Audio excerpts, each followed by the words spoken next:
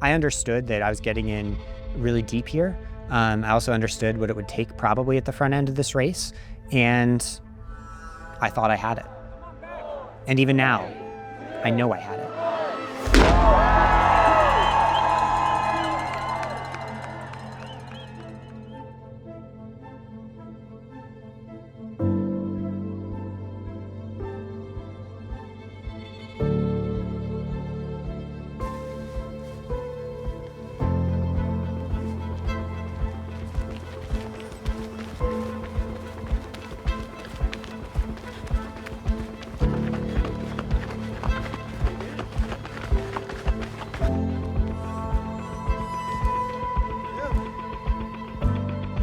He set a course record at the Leadville Trail 100 last summer in his 100-mile debut and backed it up with a win at the Javelina 100.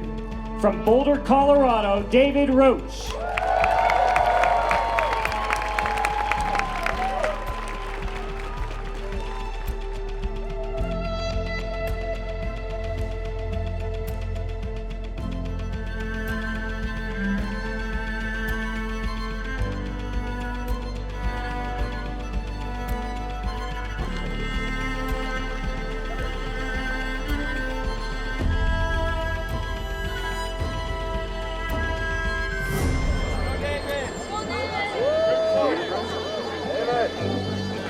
It's all right, come on in, get a little bit closer to the person next to you. We will count down together and we will get this, the 50-second running going. 8, 7, 6, 5, 4, 3, 2, 1.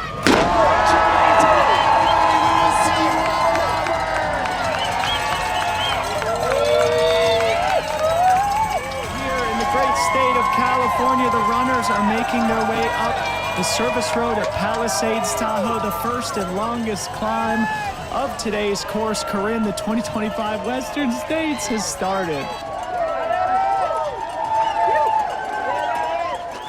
And so we start up the famous climb, the escarpment. And it was a big group, and I was definitely not the one pushing the pace. I just sat back and ran comfortably, would drop back a little bit, then move up when people slowed down. Look at that pack. You can actually see David Roach's green shorts and bucket hat at the front of that. We'll call it the little Peloton. Yeah, the little Peloton. And you could see that, okay, this is going to be what we thought. It's going to be a fast day where a lot of people go for it, because you look around and it's like already 12 or 13 athletes had separated by a huge margin and gotten to the top of the escarpment faster than ever. And that's the first memory that I'll take with me the rest of my life from the day itself, is running up this beautiful trail through a wall of people. And I just gently move to the front so that I can be the first one to hit the technical terrain on the other side, so I can have a clear line for the first mile, which is the most technical part of that section. And there is the most deafening noise I have ever heard in US trail running. And I just had the biggest smile on my face, started to cry just a little bit in like a helpful way, in a performance-oriented way.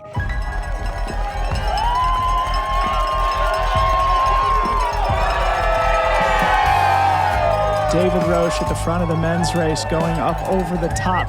Thousands of adoring fans. 20 seconds underneath the course record pace now, over the top of the high point on today's course. And look at the fans. So pop over the escarpment, and I'm just running comfortably at the front for a few miles. And then Caleb Olson, eventual winner, passes me and goes by me just looking so confident and strong. It was clearly a place he knew he was going to make a little bit of just a move towards the front. And I was like, whoa, that's impressive, because if he's doing that now, he knows. And he only gained a couple seconds. The whole group stayed together. It wasn't some move always running ahead for the rest of the race. It was more of one of those moments where it's like a reminder that of the 13 or 15 or whatever number of people that are in this front pack, every single one of them knows they can do it, because that's what it takes to be an athlete. And that's the journey we've shared here that I think people don't often share.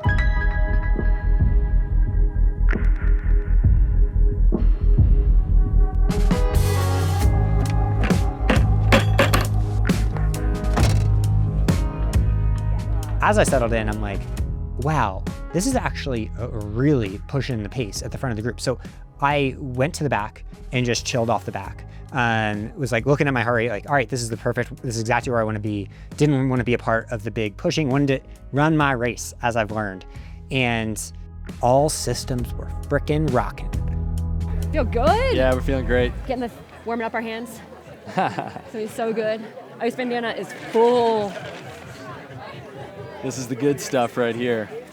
This is the caffeine. Full caffeine. I got all of the beta fuels in here. And then on the 3-mile climb to Robinson Flat, the mile 30 whatever aid station, felt so good that I was just like, all right, don't go to the front right now, right? Like, don't go do that. Like, you don't want to have that be the reason that this race goes away. It does not matter. So I just sat back, let my heart rate be really low, and was like, you're going to make that move when it counts.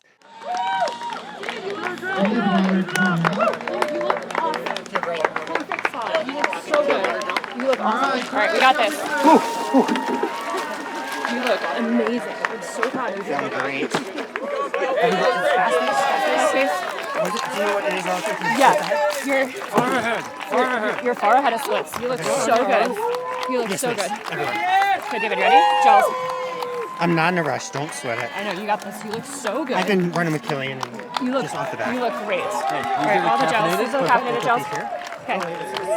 Here are bottles. Okay, Tylenol. Tylenol, we got you down. Yep. Okay, ready? I'm so proud of you. You look awesome. Where are my bottles? Right here. Bottles right here. All right, you got this. I'm so proud of you. You look so great. You got this, David. Okay. I love you. You got this. Hey. Oh, thank you. I can bring Wait, I think that's 2 already. You already gave me 2. Okay. Good work. Go.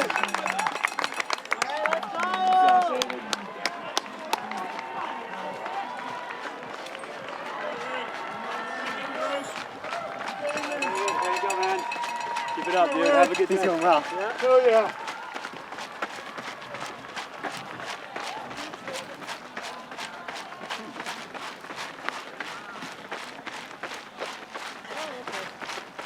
I love you. Love you, Cody. You're doing amazing.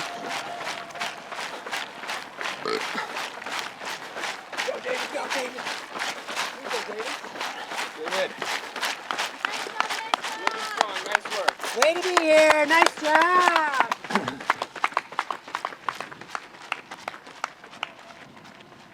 So I get to Robinson Flat. I get to see Megan and just like, oh, I'm feeling good. Take 2 more bottles. I'm right on top of my fueling plan, my hydration plan, and get back out on the trail and find myself, I think, in 4th or 5th, running well. Maybe actually a little bit behind of that, because then I pass Rod Farvard and Killian, and I'm moving up and just like, oh my gosh, this is the day. Everything was going perfect. Mile 34, aid station, just blow through it, hear some cheers, and get emotional, because I'm like, I've had this moment in the other races I've done where I'm like, man, it's coming together perfectly. But that was the highest point of the day, because about a mile later, a normal thing that happens at Western States happened to me, which I also did not visualize before the race for some dumb reason. I had a catch in my throat after I took in some fluid, and I could tell my body was starting to reject that fluid a little bit. And sure enough, like a few hundred yards later, I had to do a little, it came out a little bit. And Killian saw it actually, which is pretty cool. And I was like, all right, something's wrong. And so I did a diagnostics check. That's a warning light on the car. And I know you can overcome that. I know most of the top 10 probably vomited at some point. But the way I diagnosed it was not good. So I did 2 things. One, I dropped back on sodium, and I think that was correct. I think the most likely culprit for that issue, aside from just races being hard, is that I oversalted. I had too much sodium relative to my sweat rate in the high country. This is a problem we've seen in the past with athletes. It's a problem which caused tough races this year. And I think it might partially be a byproduct of the heat training, where some of the things that have worked for you in the past might not, because it changes your physiology in a fundamental way that's very productive if you can harness it. But if you can't, might not. And I think we saw mixed bag results from the heat suit athletes. And some of that, from what I've heard, has been similar issues.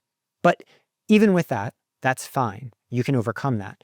The mistake I made was then dialing back gels. And so I was like, all right, well, I'm going to take 30 to 45 minutes off gels and then go to one every 30 minutes, let's say, for a bit. And I didn't think about just how much that might cause issues later, because in the heat of the moment, it felt like the right thing to do. So coming into mile 38, I got to see Crew 2 again, led by Corinne Chalvoy, Will Connor, Alex King out there, and told them, let's put less sodium in the bottles. Just scratch, not the Precision 1000 tabs. Just scratch. I only need one. Okay. One bottle and just scratch? No precision? No precision? No precision, just scratch. Hold here and milk. Key. Okay. You got that? Stomach's a little bit wonky, but I feel good. Okay. Legs are perfect. You're so good. To the About a minute. It's 10:13. Yeah. A minute. 1 minute. How many? Three so far. Three out. This one.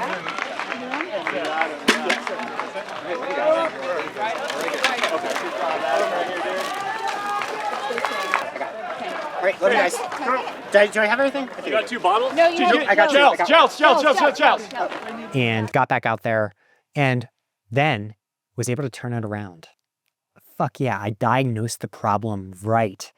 And Dan Jones came by me at this point, and I think that put me in 5th.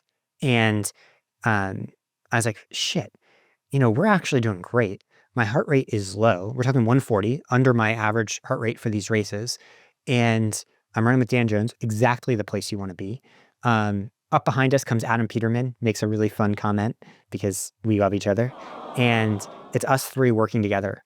We catch Hans, an athlete I coach, and I got to talk to Hans, and I got to be a coach on the trail. And I told him all the things I should have been telling myself, but for some reason I didn't. Then we hit the infamous canyons section, the part that we previewed.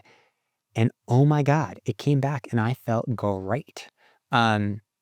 So going down the steep technical descent, well, moderately technical, it is California, I put a huge gap on everybody, just comfortably at low heart rate, and crossed Swinging Bridge. And I think I was in 3rd at that point, and I think the leaders had just a couple minutes. And the leaders being Caleb Olson and Chris Myers, who would go on to finish 1-2. So much freaking respect for them. Like, Chris's progress over time is the coolest thing. Caleb knew he was going to do it, and he did it. What a beast. And we climbed, and I felt quite good. At the top of that climb, Killian came by me. And we have a split from Killian, 6:35.56. There's David in 8 as well. Holy smokes, Killian 3.5 minutes back. Oh, yay, buddy. Where's Sliceman in it? Someone's Oh, filling fill it it. up for him. Oh, yay. Snap it. Tuck it. Ready to go. Adam Peterman. Wow. Yeah, Good job, David. Oh, Seems like these three definitely taking extra time. Petey. Chris and Caleb. oh, this is so good. Shortly after that aid station, I repassed Killian.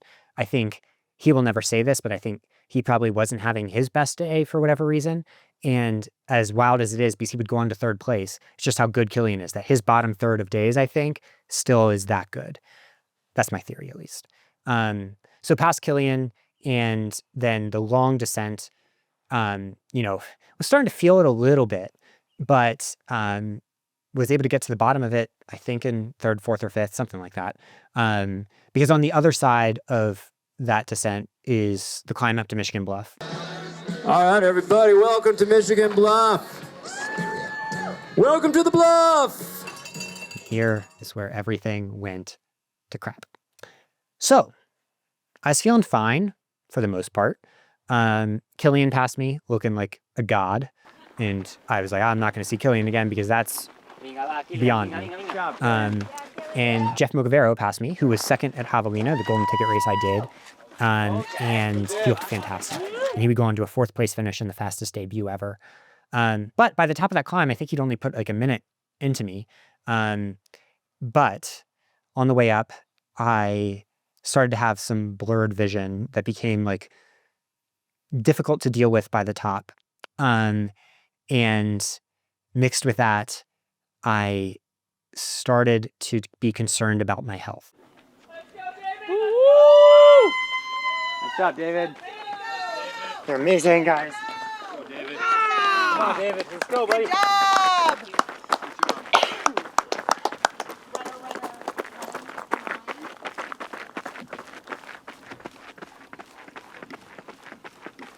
I think the blurred vision set off like a cascade of weird stuff up here related to the dangers of this race in particular that I just had not thought about beforehand.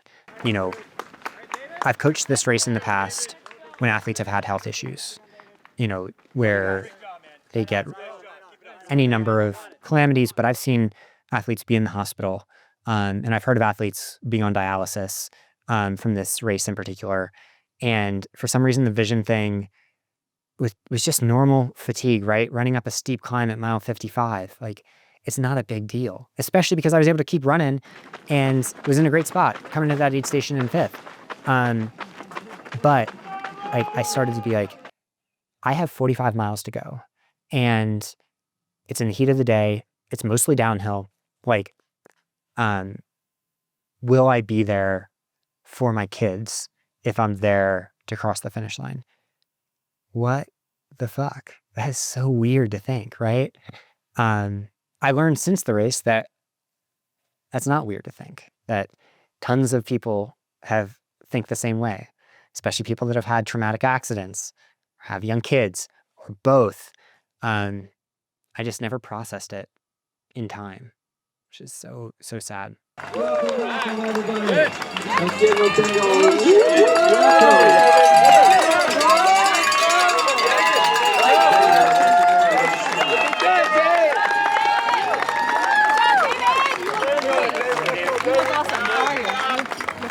You look awesome. I'm having trouble seeing.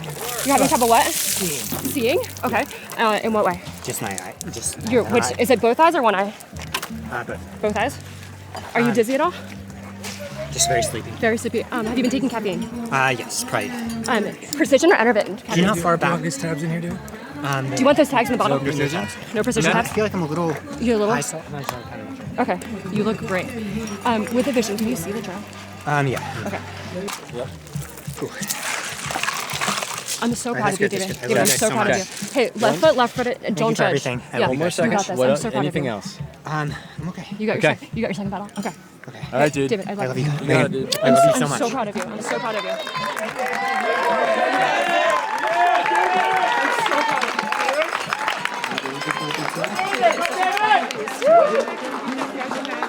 So proud of you. Come on. Hey, David, ready. So proud of you. You got it, buddy. So proud of you. I love you so much.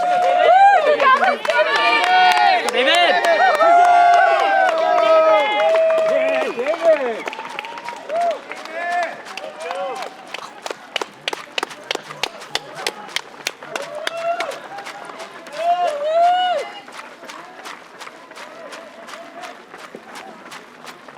So I got out of Michigan Bluff after seeing Megan and tons of amazing people. But, you know, as we ran up after that, I got passed by Dan Jones and Seth Ruling, who would go on to 5th and 6th. So now all the athletes that would end up finishing 1st through 6th are ahead of me, right? I'm in 7th place. Still in a great spot, right? But as soon as it started going downhill again on the descent that I'd done before, I just lost the mental ability to pound my quad into the ground because I was thinking about rhabdomyolysis. So weird. I was not at risk for it. Everything was going well. I was well hydrated. And, you know, it's strange because I think the origin point for it starts in the underfueling, like the taking in just slightly fewer gels, and that leading to the body just feeling normal fatigue. And I could have worked through it. I can run on lower carb, like if I have to, like I'm really good at that. But that wavering led to my brain not being my own at the time when I most needed it. Good job, David. Here we go, bud. David, good job. Nice job. David, you look good. Hey, look, you look better. You look good, man. David, you look good. How are you? You're amazing. Just talk to me. How are you? Come on. Silver rush last time, everybody. You got this. Stomach or eyes? All of it. All of it. What do you think you need at Foresthill? Let's just try to troubleshoot when we get there. How about we take a little bit of time? What do you think about that? Yeah. Yeah. I actually think we sit down in a chair and have you been able to eat? Not really. That's the problem. Yeah. It's not fluid.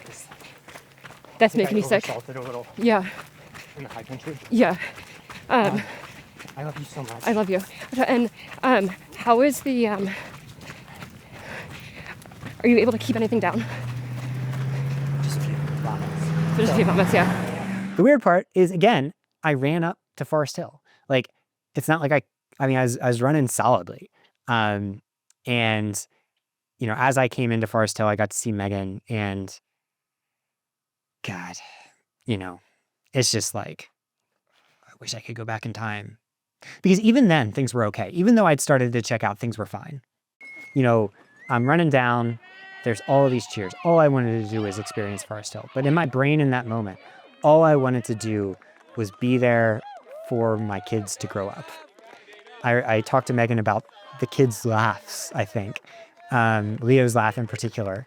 And just, you know, I was mentally gone. Whatever my brain usually is or whatever, it was not my own brain at that stage. Stand or sit? Let's sit. You're good. Take a second. You're gonna stand or sit? Well, I'll stand for a Let's hold on water. Let's hold on water for a second. Okay. Let's just talk through things. Here, do you want? So just... Do you mind if I ask you a couple of questions real quick? Yeah. Is your mouth tacky or are you thirsty? Tacky. Like, are you thirsty? Like, is it... Not really thirsty, but it's like very... The vision has improved. He thinks Great. he thinks he oversalted in the high country. I think you did. Yeah. I think you did. So I think what we're gonna try is plain water. Great. David, do you want to talk about what you're feeling? And I think Teddy can help you. Yeah. I mean, everything's failing, you know? Yeah. That feeling. Hey, it's me and you. We get to run right now. Yeah. Right? The problem now is that the knee is starting to act up. So Some of it's in your head too, right? no, I mean, for sure. Yeah, so it's mile 60. So some of it's in your head. And there is some Love you real, guys. there's some real pain there, right? But that's okay. We're gonna switch this out. Here, let's have you stand up, okay? Let's have you stand Core up. temp's actually pretty low. Yeah. I think. You feel good. Does this have precision in You it? feel a little bit No, wet. that's just water. Just water. Okay. This is just... Hey, David. Just scratch. Hey, Leo, come here. Yeah. You want to give that a fist bump? Yeah. Here you go. Yeah. Have a hug, Leo. Here you go. I'm happy to see Daddy. Yeah. It's Dad. Love you, buddy. We love you so much. Okay. Teddy, come with us. Okay. Follow behind us. Sorry, Dad. No, David, Sorry, no. I just- I'm so proud of you. Look, Mentally. but let's get down to the end of Foresthill and we'll make the call down there. Okay? Do you want to take some deep breaths? And because like Teddy, can you hold this? some of this is just getting to mile 60, right? Yeah. So I mean, that's the had tough that- part. That's the tough part is trying to figure it out. So I'm just scared. I know that sounds crazy. It's okay to be scared. So when you say your legs are down, tell me more about it. I mean, that's probably relatively normal, but like, you know, I know if I went to emergency room and have like elevated the CT, I'm worried that if I go another 38, I'm gonna even like I'm gonna suffer a bit too, you know. I get that. That's fine. Um, Let's get out. spending a week in the hospital. Let's run down there and let's go make the call. So you're well hydrated, okay? You're well hydrated. You're not dry.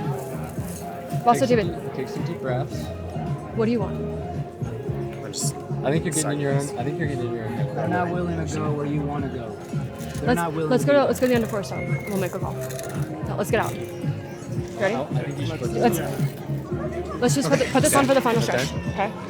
I desperately wanted to drop right there and there, but I got out, and I don't even remember this, but Megan showed me one video because I've tried to take an internet detox of people chanting my name, and it's like, yeah, you know, like, yeah, they were there.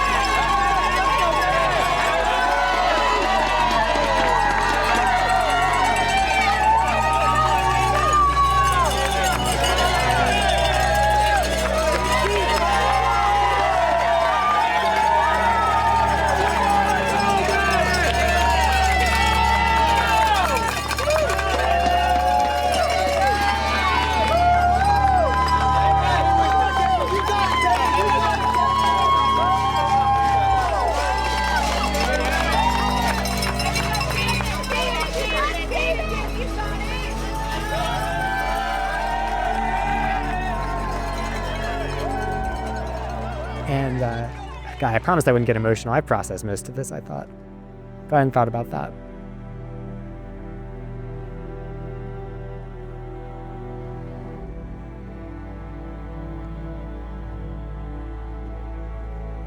So a lot of the people that were chanting my name, I messaged to say they love me and they're proud of me.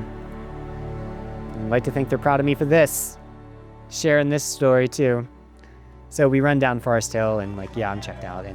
And Dr. Teddy, my first pacer, gets me to the trails. And as soon as I see a steep downhill, I'm just, I can't do it. It was I've never dealt with this sort of thing. But I started hyperventilating and just, I don't want to give it a medical term, but Teddy put me through breathing exercises that are designed for people going through panic attacks. And that really helped get over the hyperventilation, which was great. And Teddy assured me I was okay and I was fine. He did all the checks and told me I was great. And guess what? I was still, 8th at that point, something? I was fine. And after 10 minutes or so, just standing there, still not being passed by anybody, Teddy's essentially gives in and realizes that I was a patient in a coma, essentially. A coma of, weird, irrational fears and anxieties and panics that, I don't want to over dramatize it either. I think part of it probably relates to just not being prepared for the mechanics of what it's going to take just to finish on a tough day at this particular race. Yeah, this is the right call. It's just mentally good. It's mentally not good. It's okay. I love you. I love you so much. It's the right call. How you doing? Thank you so much, Megan. Teddy, great. Where'd you go down? Not very far. Okay, this looks okay. You okay? Oh yeah. What do you want to do? Do you want to walk? Or I'm so proud of you. I wanna Walk back up. just go back up and engage. Yeah. I'm so proud of you. I'm not ashamed. Yeah. No. I have no guilt. No. I literally tried as hard as I could. Oh my God, you gave yourself, vision loss, It's hard to do that as an athlete. Yeah, also, this is part of I did pretty being well. a human. You put yourself in it, And I really You raced a really smart race. I troubleshooted. I changed my plan really quickly with fueling. Yeah. And did everything I could. What are you feeling most right now? Teddy knows I could have finished and I would have been okay, but I also know I would have regretted it. It would have been. Leo and Ollie are up there. I love you so much. It's so scary. I love you so much, Megan. Maybe that's just what needed to happen, though. If I continue on the path and finish, I don't know, 7th or 8th or something, maybe I don't realize that the athlete in me is doing great, but the human in me needs something else. Love you guys. It's gonna be a walk of shame, but This is the most loved walk of shame anyone's ever had. Yeah. You guys. Love you. Good job, David. How are you feeling now? At that point, I started to be more clear-headed. The panic hadn't gone away about health, but I was definitely clear-headed as it relates to oh shit, this just happened. But it felt like it was out of my hands, out of my control. I think a lot of people that have dealt with this sort of thing understand that feeling. And so actually, I think I owe it to the sport if I can't walk to the finish to at least walk through the half-mile aid station. So I got to walk through Foresthill, and I'm not sure how many people were out there. It was a bunch. And just say thank you to a lot of people. Thank you for being there. Thank you for understanding. Thank you for caring. Thank you for being human with me. The weird part about all of this is I worked so hard on my body, on my physical nature. But I didn't work on my brain in the same way. So I think that set me up that if things went well, I would have been golden. But that was never going to happen at this race. Like, no matter what, like even the best day is not a good day for anybody in this race. It's always hard. It's always hard in ways you don't expect. It always feels like you're dying at times. And because I didn't do that in advance, I let a lot of people down, and I let myself down most of all. So shoot your shot, right? And I think the reason I say that, and I've always said that, is not because you make a shot, but it's because by putting yourself in those uncomfortable positions where success is not only not guaranteed, success is unlikely. You also make yourself learn. Learning happens at the edge, and the absolute breakthroughs happen just beyond the edge. And I know that this experience was a breakthrough for me. Mentally, physically, all that good stuff. It hasn't happened yet, obviously. It's going to take a really long time for it to fully internalize. I'll be a happier 75-year-old because of this. I'll be a happier 40-year-old. I'll be a better dad and parent, athlete, coach. Right now, it's okay that it just kind of hurts, and I'm like scared of the internet. And moving forward, I hope to still tell human stories. Maybe not in the same way, we'll see. But just to, I don't know. I hope that seeing someone be vulnerable helped you in some way. Like, I just want to make sure you know that even knowing this, I would still choose this path. Yes, before the race, I would have tried to, if I could go back in time, I would have done all the things I'm talking about. But the whole point of setting a big, scary goal and chasing that dream was to learn what happens over the fucking edge. I thought it was going to be physical learning. I didn't think it was going to be emotional, spiritual, and mental learning, quite to this extent. But that's what I needed right now in my life. So running gives you what you need when you need it. And it's why it's so magical. So what comes next? Therapy comes next. Learning about how my accident incorporated into a new brain context that I just do not have the expertise to understand fully. And athletically, I just want to go back out there and walk my way to finish lines if I have to. And we'll share some of those stories, but let's just say in about a year's time, I'm hoping I'm sitting right here, and I'm hoping I'm talking to Director Cody in that camera. And I hope I'm talking about a race where I saw the edge, I saw those fears, I gave him a big old hug, like those hugs I felt from everybody at Foresthill, and say, let's go do the thing. Let's shoot our shot. Even if some failure's waiting on the other end.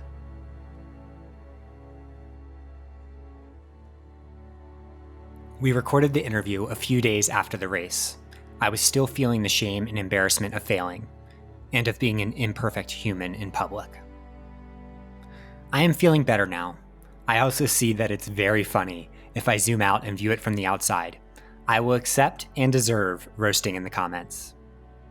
But to be serious, if you're out there and you feel shame or embarrassment, know that you are not alone. In the weeks since the race, I have received hundreds of beautiful messages from people sharing their stories. Most of those stories are not about sports. Almost every human is carrying around regrets. If that's you, we see you and we love you. Try to forgive yourself. As for myself, I've started therapy to understand why my brain went to such scary places. Megan, Leo, Ollie, and I have had some of the most fun times of our lives. I'm starting to see how I never fully processed the bike crash and what it means to be a dad of 2 kids who I love so much. And I'm back to training. For my next act, I'll be going for something new. Fail bigger. Kinder. sillier. We love you all. I'm so inspired by your moments of success, but even more than that, I'm here to cheer on your failures.